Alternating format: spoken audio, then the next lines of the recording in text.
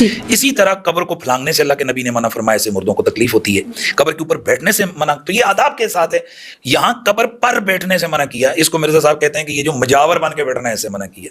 حیرت کی بات ہے، اصل میں تو یہ قبر کی توہین سے بچانے کے لیے کہ جیسے کوئی قبرستانوں میں کھیلا جا رہا ہے، اس کے اوپر پھلانگا جا رہا ہے، اس کے اوپر جناب آپ جا کر بس ٹیک لگا کر بیٹھی سوٹا لگا لیا، یہ اس مردے کی دل آزاری ہے، یہ اس کی توہین ہے. اس لیے قبرستان میں جانے کے آداب ہیں. یہ معنی ہے اس کا کہ نبی علیہ السلام نے اس پر بیٹھنے سے منع کیا. انہوں نے بنا لیا جی کہ وہاں اس کے پاس بیٹھنے سے منع کر دیا فلاں. تو سوال یہ پیدا ہوتا ہے کہ جو رسول اللہ صلی اللہ علیہ وسلم کے مزار پر انوار ہے، اس کے پاس بیٹھ کر صحابہ کرام درس و تدریس نہیں کرتے تھے، تو اس کا کیا کہیں گے؟ پھر جو اولیاء اعظام ہیں، ان کے جو قبور ہیں، ان کے پاس بیٹھ کر قرآن و حدیث کی تعلیم ہے، مثلا وہاں لوگ جمع ہوتے ہیں، ان کو قرآن و حدیث کی تعلیم دیں، تو اس کو اس پر لگائیں. یعنی وہاں اوپر قبر پر بیٹھنے کا کہا، انہوں نے کہا قبر پر، یعنی وہاں مزار پر بیٹھنے سے منع کر دیا. یہ نبی علیہ السلام کے جو حدیث کا مفہوم ہے اس کو تبدیل کرنے والی جو ہے نا وہ بات ہے. باقی رہ گیا معاملہ مرزا صاحب کا، جو چند معاشرے کے اندر دین کے نام پر خرابیاں ہیں اور ان کو وہ ہائی لائٹ کرتے ہیں، تو ہم بالکل ان کی تحسین کرتے ہیں. بھائی اگر یہ جو مزاروں پہ چرسوں والے یہ ڈھول ڈمنگوں والے ملنگ ہیں جناب، وہ زندگی ساری بدنی وضو بھی نہیں کرتے، نماز بھی نہیں پڑھتے، وہ جناب والا چرسیں پی رہے ہیں اور وہاں جناب والا ناچا گانا ہو رہا ہے، ڈم ڈم ڈم ہو رہا ہے، اس کا اسلام سے کوئی تعلق نہیں ہے. غلط کام غلط ہے، چاہے کعبے کے سین میں ہو یا مزار پہ ہو.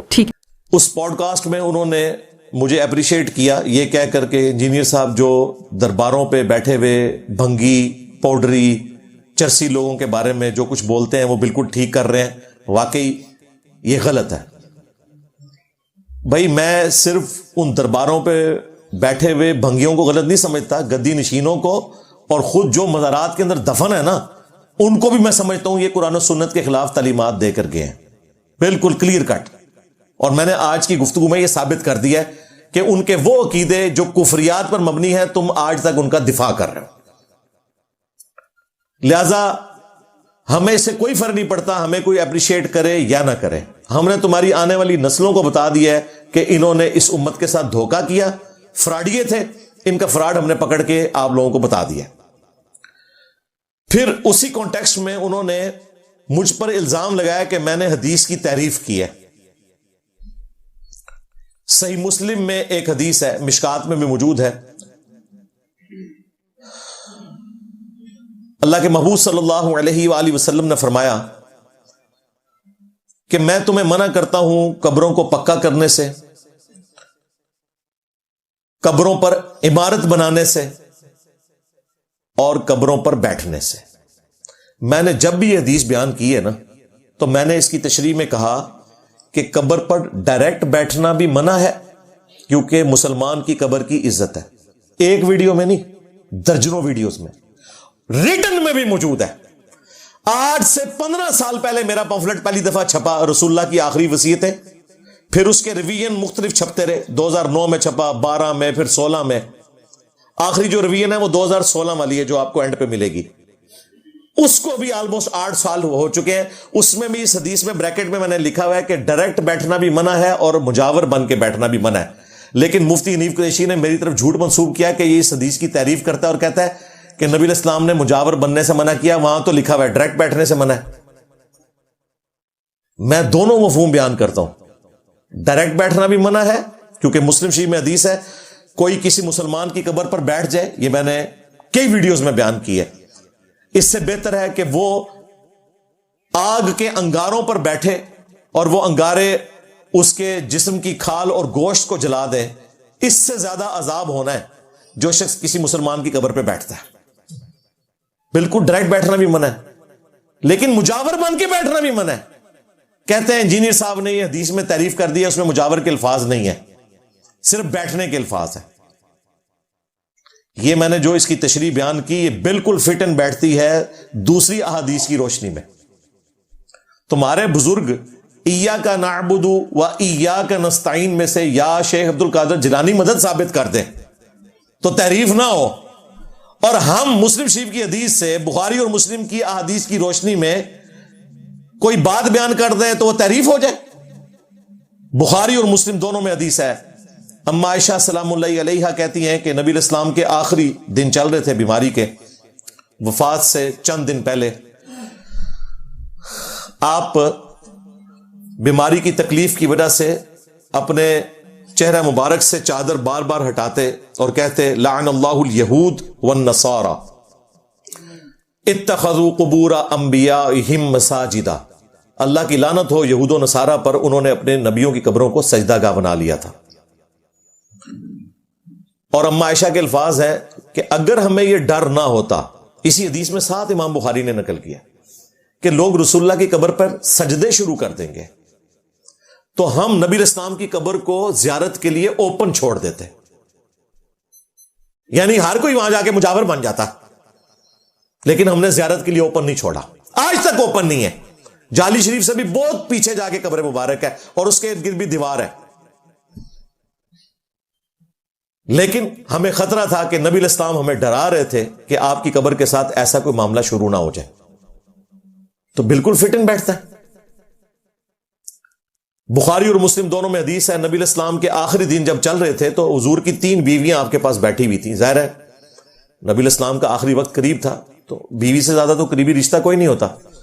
سیدہ ام حبیبہ، سیدہ ام سلمہ اور سیدہ عائشہ علیہم السلام اجمعین۔ تو ام سلمہ اور ام حبیبہ یہ سینئر صحابیات میں سے ہیں، انہوں نے ہجرت حبشہ بھی کی ہوئی ہے، جو ہجرت مدینہ سے بھی پہلے ہوئی تھی، اپنے ایکس ہسبینڈز کے ساتھ، اس وقت جو ان کے خاوند تھے ان کے ساتھ۔ تو وہ آپس میں بات کرتی ہوئی کہتی ہیں کہ ہم نے ماریہ نام کا ایک گرجا دیکھا تھا حبشہ میں، جہاں پہ تصویریں لٹک رہی تھی۔ نبی الاسلام اسی تکلیف کے عالم میں اٹھے، آپ نے کہا یہی تو ان میں خرابی تھی، جب ان میں کوئی نبی یا نیک آدمی فوت ہو جاتا تھا وہ اس کی قبر کے اوپر اس کی تصویریں لٹکا دیتے تھے اور سجدے شروع کر دیتے تھے۔ قیامت کے دن یہ لوگ بدترین مخلوق بنا کر اٹھائے جائیں گے، جو لوگ اپنی نبیوں کی قبروں کو سجدہ گاہ بناتے تھے۔ نبی الاسلام چونکہ اپنے آخری وقت میں تھے، آپ کو ٹینشن ہی یہی تھی کہ میرے ساتھ یہ کچھ کریں گے،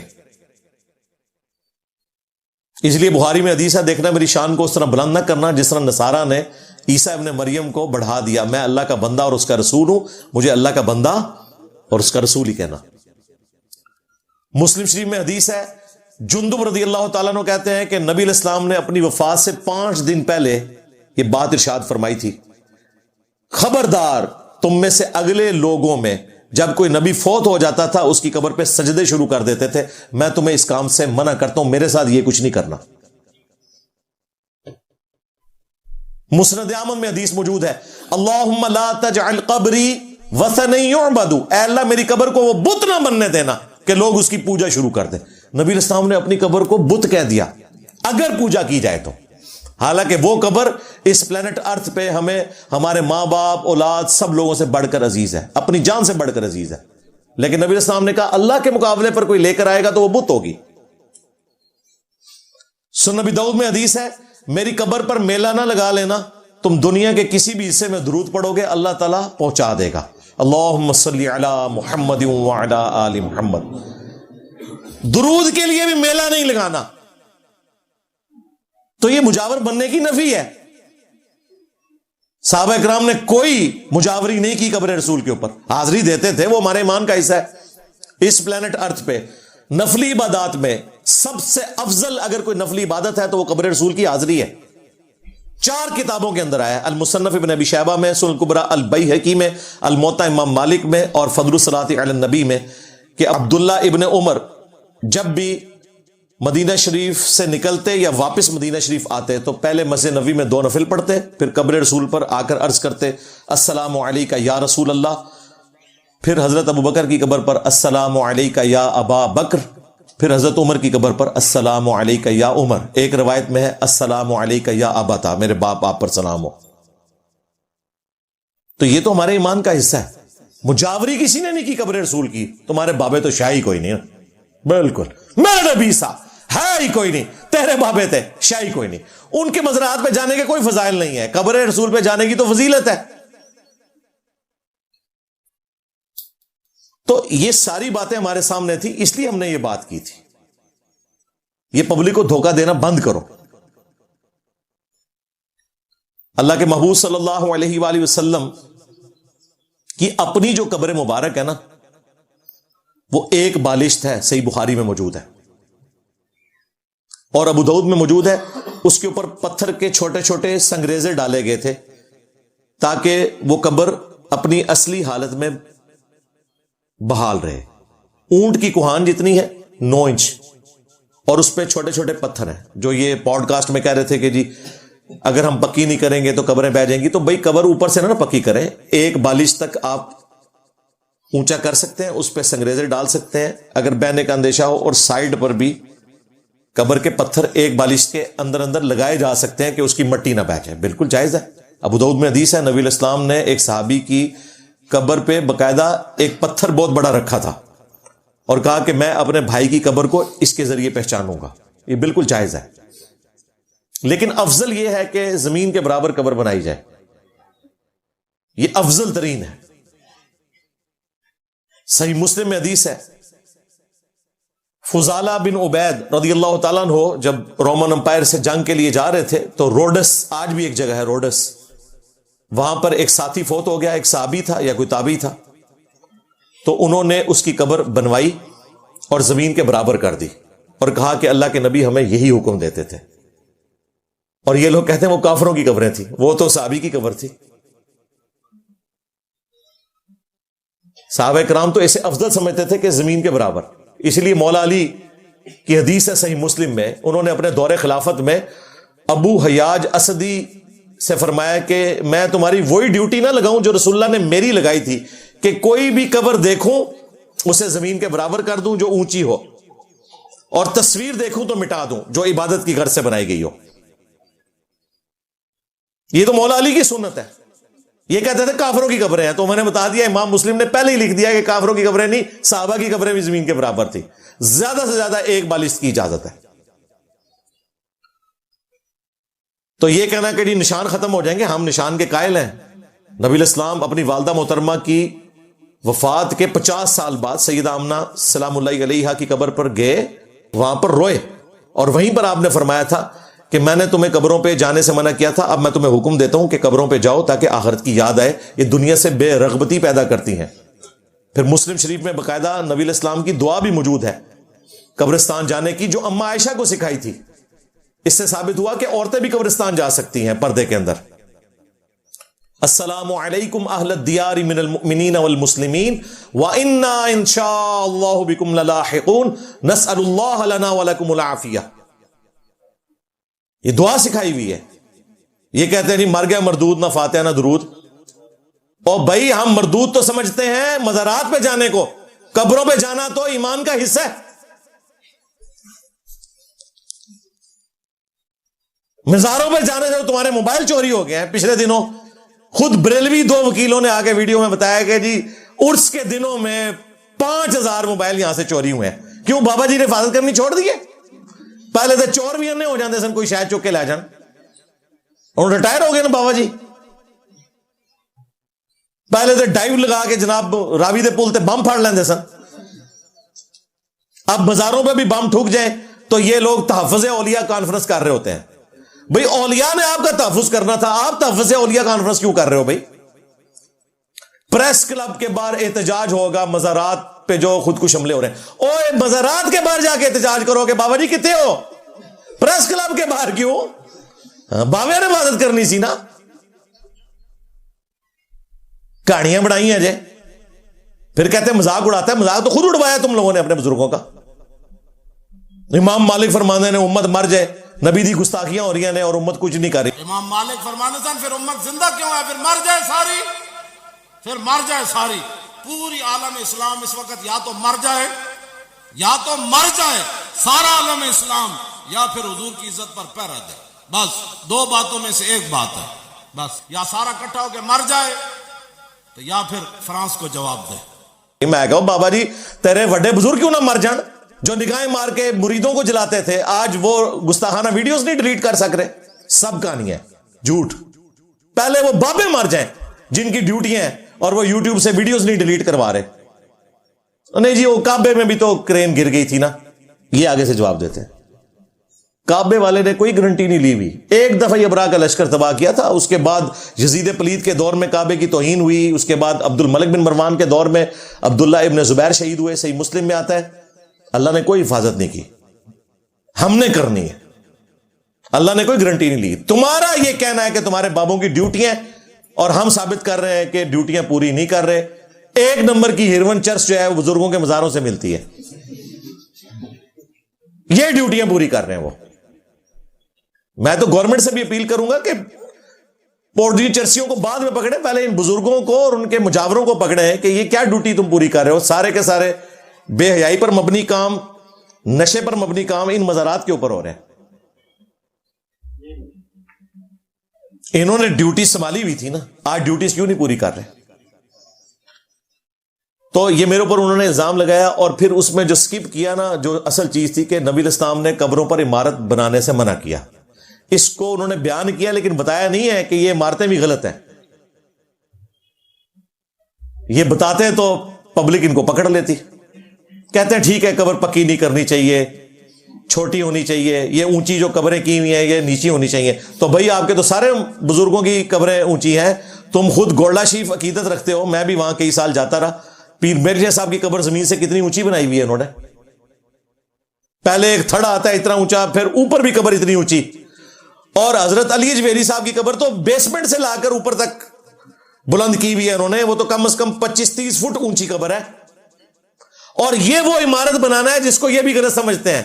یہ کہتے ہیں جی قبر کے اوپر آپ ڈوم بنا سکتے ہیں, ایگزیکٹ قبر کے اوپر عمارت بنانا جو ہے نبی الاسلام نے منع کیا تھا.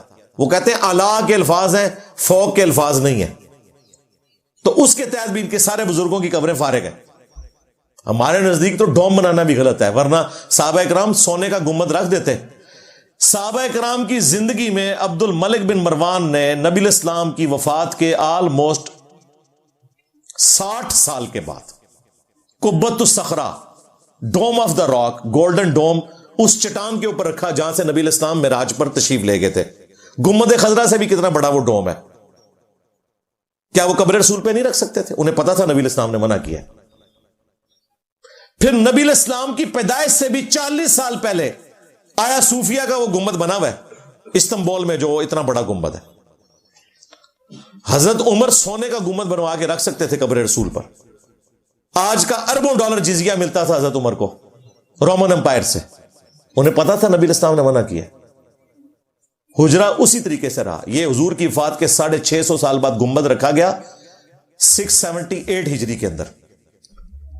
اور وفاء الوفا جو کتاب ہے تاریخ مدینہ کے اوپر, اس میں باقاعدہ لکھا ہے کہ جس شخص نے مشورہ دیا تھا نا گنبد رکھنے کا, کچھ عرصے بعد وہ معزول ہو گیا. لوگوں نے کہا اسے سزا ملی ہے جو اس نے یہ بدعت کروائی ہے. اس زمانے میں لوگ اسے برا سمجھتے تھے, آہستہ آہستہ یہ حصہ بن گیا. اور گرین کلر تو بمشکل 8 سے 200 سال پہلے ہوا ہے. 1837 عیسوی, آج ہے 22 دسمبر 2024, 200 سال پورے نہیں ہوئے اس کا کلر گرین ہوا ہے. پہلے اس کا کلر بلو بھی رہا ہے, وائٹ بھی رہا ہے. یہ سلطنت عثمانیہ نے کیا تھا, آٹومانم امپائر نے گرین کلر. تو جو کام نبی الاسلام کی وفات کے 650 سال بعد ایک مملوک ایمپرر الملک المنصور کلاوون کرے, سنی بادشاہ ایک 7ویں صدی ہجری کے اندر, وہ کہاں سے سنت بن گیا؟ اسی 7ویں صدی ہجری میں دوسرا جو ایمپرر تھا, مملوک ایمپرر ایوبی ڈائنیسٹی کا, الملک المظفر, اس نے یہ عید میلاد النبی والا معاملہ جلسے جلوسوں کا شروع کیا. اور پھر سلطنت عثمانیہ نے اپنے دور میں 12 ربیع الاول کی چھٹی ڈکلیئر کر دی, اور پھر یہ سارے کا سارا معاملہ شروع ہو گیا. کہتے ہیں جی وہ دیکھیں پہلے حرمین پہ بھی ہماری حکومت تھی, پہلے آپ کی حکومت تھی, اس سے پہلے یہ کچھ نہیں تھا. کہتے ہیں نہیں مزارات تھے, مزارات تو 650 سال بعد بنے ہیں, پہلے 650 سال کے مسلمان کیا تھے؟ کہتے ہیں نہیں پیچھے ٹورو. اسی کہتے ہیں نہیں اور پیچھے ٹورو. 400 سال تک تمہارے بڑوں نے کعبہ شریف میں بدعت کو جاری کیا, 4 مسلح ڈالے, حنفی, شافعی, مالکی, حنبلی. 1517 سے 1917 تک اللہ نے تمہاری کمر توڑ دی. انشاءاللہ اب قیامت تک تمہارے مسلح واپس نہیں آئیں گے. حنفیوں میں 2 فرقے بن گئے, حنفی دیوبندیہ اور حنفی بریلویہ. ایک دوسرے کو مسلمان بھی نہیں سمجھتے. لو زامو, یہ امیدیں لگا کے بیٹھے ہوئے ہیں کہ حضرت عیسیٰ ابن مریم آئیں گے تو فقہ حنفی کے مطابق عمل کریں گے. حضرت عیسیٰ ابن مریم صحیح مسلم میں حدیث ہے, تمہیں اللہ کی کتاب اور تمہارے نبی کی سنت کے مطابق چلائیں گے, فقہ حنفی کے مطابق نہیں چلائیں گے. فقہ حنفی کے مطابق تو اس وقت بھی نہیں چلا سکتے تھے جب 4 مسلح تھے, ایک دوسرے کے پیچھے تو نمازیں نہیں پڑھتے تھے. تو حضرت عیسیٰ علیہ السلام کے آنے کی راہ ہموار ہو چکی ہے، مسلح تو اٹھائے گئے ہیں، اب ایک ہی مسلح ہے، وَاتَّخِذُوا مِن مَقَامِ إِبْرَاهِيمَ مُصَلَّى، ابراہیم کے کھڑے ہونے کی جگہ کو اپنا مسلح بنا لو۔ وہ 400 سال تک 4 مسلح مقام ابراہیم پہ نہیں تھے، کیونکہ جھگڑتے تھے تو انہوں نے کہا ٹھیک ہے کوئی بھی نہیں کھڑا ہوگا، ساری سنت سے محروم ہو گئے۔ لہذا وہ جو قول ہے نا سنن دارمی میں اور مشکات میں ابن سنان تابعی کا، کہ جب کسی جگہ بدعت آتی ہے تو اللہ تعالیٰ سنت اٹھا لیتا ہے، 400 سال تک اللہ نے سنت اٹھا لی جب انہوں نے 4 مسلوں کی بدعت جاری کی۔ مقام ابراہیم پہ امام کعبہ کھڑا ہی نہیں ہو سکا، جب انہوں نے وہ بدعت ختم کی اب دوبارہ امام کعبہ واپس آ گئے، سنت بحال ہو گئی الحمدللہ۔ ویسے کہتے ہیں چاروں امام حق پہ ایک دوسرے کے پیچھے نمازیں نہیں پڑھتے تھے، اور اس میں اماموں کا کوئی قصور نہیں ہے، اماموں کے نام پہ جنہوں نے فرقے بنائے ان کا قصور ہے، جس طرح جیزس کرائسٹ کے نام پہ جنہوں نے کرسچینٹی پھیلائی ان کا قصور ہے۔ جیزس کرائسٹ وجیہن فی الدنیا والآخرہ ہے۔ لہٰذا یہ گنبد خضرا کی بنیاد پہ جو انہوں نے ایک ڈرامہ بازی یہاں پہ اپنے بابوں کی شروع کی تھی، میں نے کہا کہ وہ بھی قرآن و سنت سے ثابت نہیں ہے تو تواڈے گنبد شاہی کوئی نہیں، سیدھی جی گل ہے۔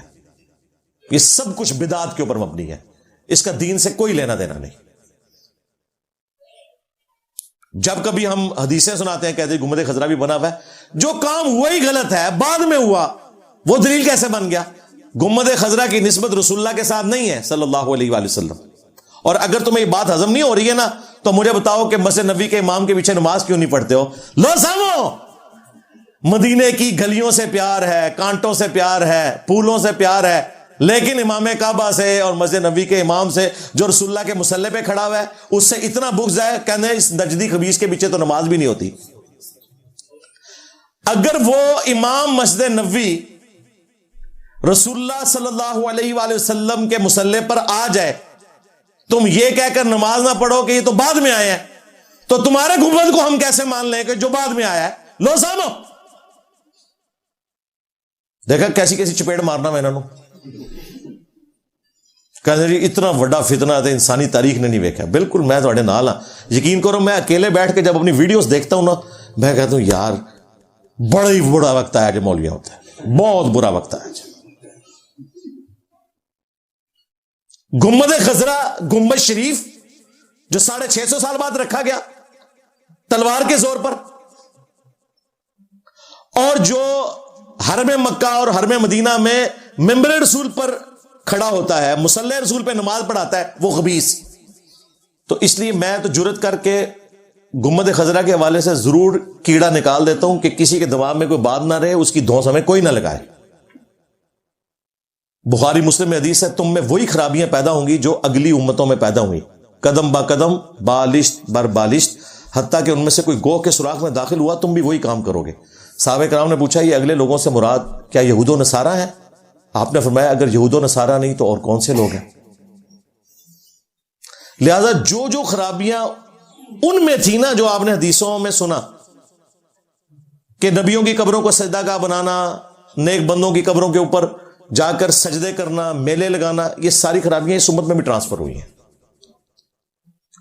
اور یہ جو حدیث ہے نا جب ہم پیش کرتے ہیں نا بخاری مسلم کی، وہ کہتے ہیں یہاں نبی الاسلام نے یہ فرمایا تھا کہ یہود و نصارہ کا فیشن تمہارے اندر آ جائے گا، کوئی الفاظ موجود نہیں ہے، نہیں جی شرع ہے، اس کی شرع یہ نہیں ہے، یہ شرع ہے، شرع ہے، شرع اس کی موجود ہے جامعہ ترمذی میں کہ کس موقع پہ نبی الاسلام نے یہ فرمایا تھا تم بھی یہود و نصارہ کے طریقوں پر چل پڑو گے۔ وہ ترمذی میں ہے کہ غزوہ حنین کے موقع پر جب نبی الاسلام ایک جگہ سے گزرے، مشرکین عرب کے خلاف یہ آخری جنگ تھی غزوہ حنین، اس کے بعد پوری عرب کی سرزمین پہ مسلمانوں کا غلبہ ہو گیا، تو راستے میں ایک درخت آیا جہاں پر مشرکین عرب اپنا اسلحہ لٹکاتے تھے تھوڑی دیر کے لیے، یا اس سے ٹچ کرتے تھے، تھوڑی دیر لٹکاتے تھے، جس طرح آپ یہاں درباروں کے اوپر شلواریں لٹکاتے ہیں، ہاں پیر شلوار شاہ ٹاکیاں لٹکاتے ہیں۔ ضیاء الحق کی قبر کے اوپر کتنے لوگوں نے وہ ٹاکیاں باندھی ہوئی ہیں، آپ جا کے دیکھ لیں شاہ فیصل مسجد کے باہر۔ تو صحابہ کرام نے کہا یا رسول اللہ آپ بھی ہمارے لیے کوئی درخت مقرر کر دیں کہ جس سے ہم برکت حاصل کریں۔ اللہ اکبر، امام الموحدین صلی اللہ علیہ وآلہ وسلم کو غصہ آیا، آپ نے کہا سبحان اللہ، اللہ پاک ہے، یہ معذوف تھا عما یشرکون، ہر شرک سے، تم نے تو مجھ سے آج وہی بات کر دی جو موسیٰ علیہ السلام کے ساتھیوں نے کی تھی کہ آپ ہمارے لیے اللہ کا کوئی بت مقرر کر دیں جس پہ ہم دھیان کریں۔ سورۃ الاعراف کی آیت نمبر 138 نبی اسلام نے تلاوت کی. حالانکہ صحابہ کرام نے اللہ کا بت نہیں مانگا تھا, صرف کہا تھا برکت کے لیے درخت مقرر کر دیں, اور حضور نے کیا کہا کہ تم نے تو بت مانگ لیا, جس طرح کہ موسیٰ کے صاحب نے مانگا تھا. پھر آپ نے فرمایا تم بھی اگلے لوگوں کے پیچھے چل پڑو گے, قدم با قدم بالشت بر بالشت. یہ ہے اس کا شان ارشاد. کہتے نہیں شان نزول بھی دسیا کرو, لو سامو,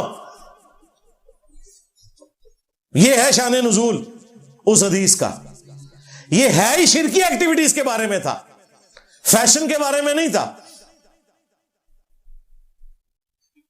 جی بخاری مسلم میں حدیث ہے مجھے تم سے شرک کا خوف نہیں, بس اتنی حدیث ہے وہ.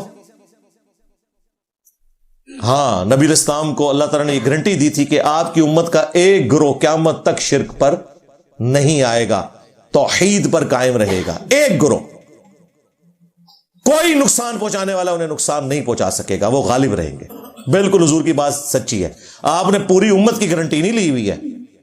اسی حدیث کے تحت اس امت کے دو بڑے جو شرح لکھنے والے ہیں, امام بدر الدین عینی حنفی المتوفا 855 ہجری اور ابن حجر اسقلانی الشافعی المتوفا 852 ہجری, دونوں نے لکھا کہ اس سے مراد پوری امت نہیں ہے کہ شرک نہیں کرے گی, ایک گروہ کی گارنٹی ہے, ورنہ امت تو شرک میں مبتلا ہوئی ہے. آج بھی الوی جو قبیلہ ہے شام کا, علی اللہ کہتے ہیں, تو وہ کیا کافروں کا قبیلہ ہے, کوئی مسلمانوں کا قبیلہ ہے, شرک کر رہے ہیں. شیعہ میں سے نکلا ہوا ہے ایک گروہ ہے جسے شیعہ نے کافر ڈکلیئر کیا. یہاں بھی سنیوں سے ایک گروہ نکلا حنفی قادیانی, وہ ختم نبوت میں شرک کر رہے ہیں.